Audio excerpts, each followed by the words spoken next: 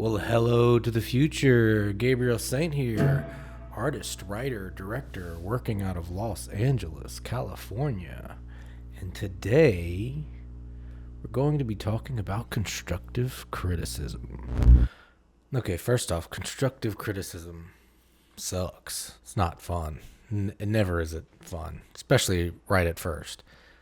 You kind of get better at constructive criticism, but you get better at giving constructive criticism. You get better at receiving constructive criticism. But right at the beginning, as an artist, man, it really sucks to hear people point out what they don't like about your art.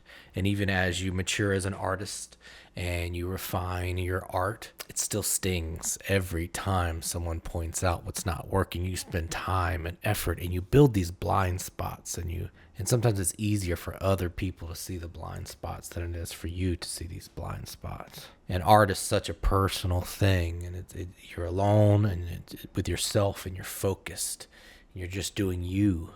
And as soon as someone else sees it, they have their own opinion of it, and you have an emotional reaction. The difference between a critique and a straight up opinion is when somebody says, I just don't like it. Sometimes people can give you some information. Sometimes the critique is not always about you either. Sometimes it's about the person that's critiquing your work. And you have to understand that you're going to have that feeling of frustration as soon as anyone gives you negative feedback on your work. But you have to learn to embrace that frustration. There's also a difference between someone saying, hey, your work sucks, or the work would be better if you improved this, or what really works about the piece is this. What's not working so much is this. What doesn't help is people just saying they don't like it, and also when people just tell you they like it. Neither one of these helps you progress as an artist. All they do is either damage or feed your ego. And you have to balance that because your ego is going to be hungry or starved naturally. But you want to move with intention. When you need to understand, or what we need to understand as artists, or, tell me what your opinion is on this. But I think constructive criticism is a superpower. It's like as an artist, you're just this one person. But if you're able to open up your heart, your mind, your work, to constructive criticism, then you are the art of as many people who are willing to give you input.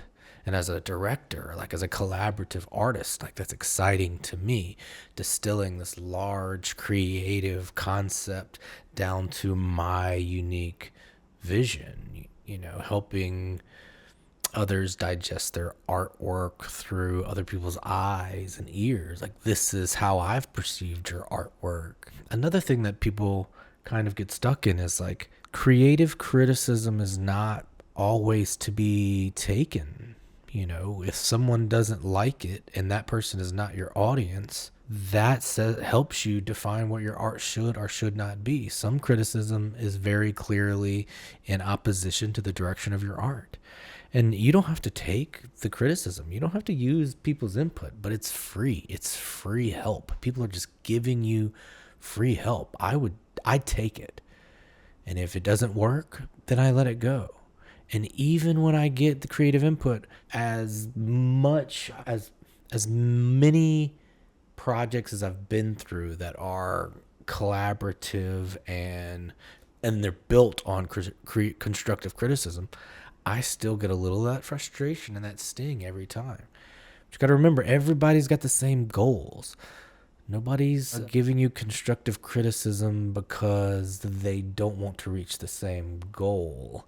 And if they do, there's a bigger problem than constructive criticism. And on the other end of that, it's giving constructive criticism is almost as difficult as receiving it. Whether you feel I don't want to feel bad telling someone negative things about their art, and also how do you tell people things about their art in a way that's constructive, and that's giving a critique rather than just being negative. And one of those things is telling people first off what you like, what is working. That is the very first step of giving someone constructive criticism, is first saying what you like. This is what I like. This is working. I really like this direction. These are the things I like. These are the things that work. And when it comes to give your critique about the things that maybe you don't like or that aren't working, don't say you don't like them, or don't say they aren't working. The word work can soften the constructive criticism, but you're better off stating a fix. So let's say the picture is top heavy.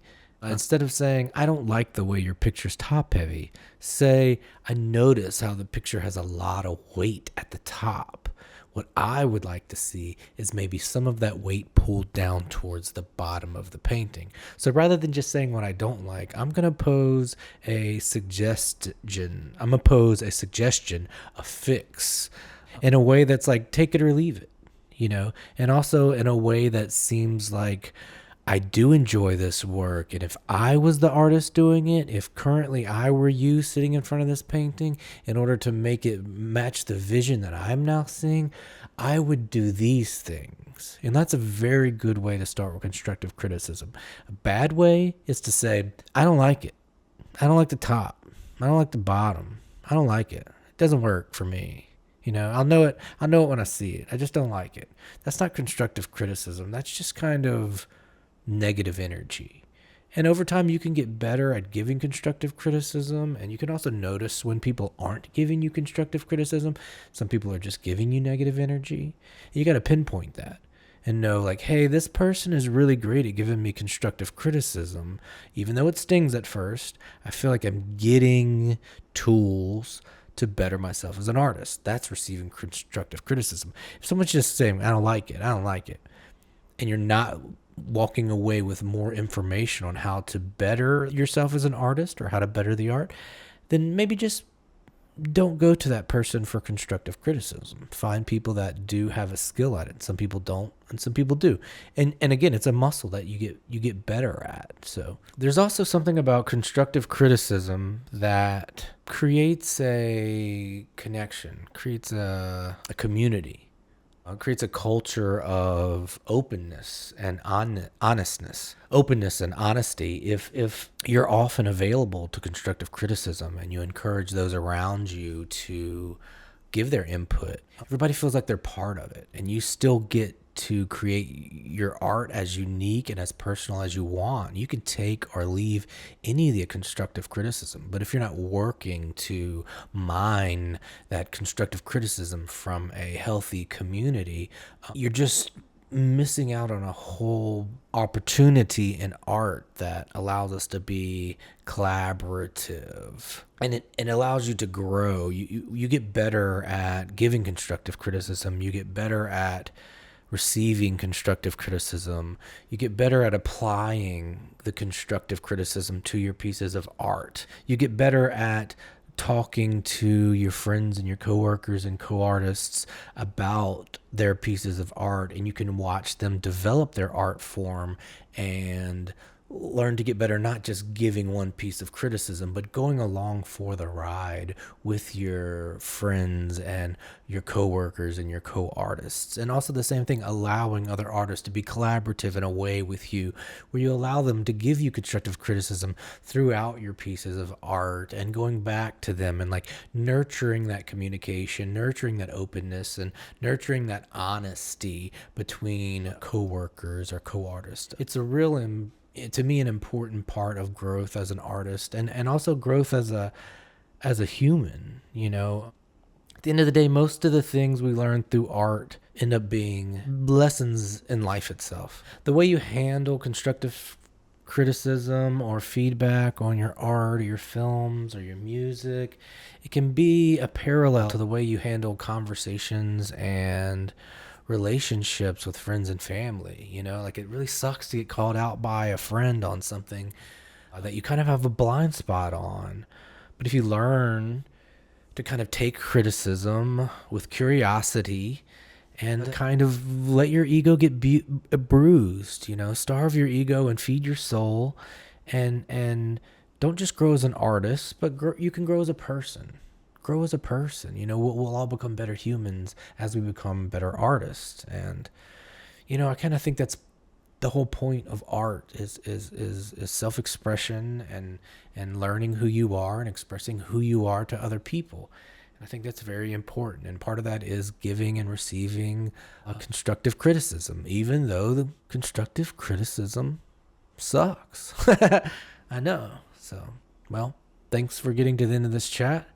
Gabriel Saint, artist, writer, director, working out of Los Angeles, California. If you had a bad day or you had a bad week, if you had a bad day or you had a bad week, and if you had a bad day or you had a bad week, or you're dealing with conflict in your family or with your friends or with yourself personally, write a song about it. Create a piece of art about it. Take a piece of art you already have and share it with someone and ask for their opinion on it. And be prepared to feel that sting when they give you that criticism, and let it go and tell them thank you for the input. Thank you for being honest with me, and I appreciate you being vulnerable enough to give me your creative input, because it's a very personal exchange. Okay, so please like and subscribe. Tell me what you think about constructive criticism. What's your experiences? Love to hear it. Check out the links below. Check out some of my other work. Thanks for being here.